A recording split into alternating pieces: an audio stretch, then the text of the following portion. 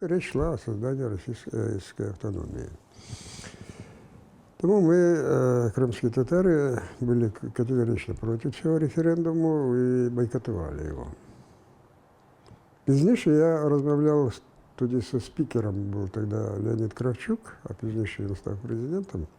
Я тоді йому сказав, ви заложили міну замедлену Одесі по цілісності України. А він говорить, що іншого виходу у нас не було, тому що був великий тиск з боку Кремля. І якщо б ми не зробили, не виконали це доручення, то у нас була б ситуація як Придністров'я.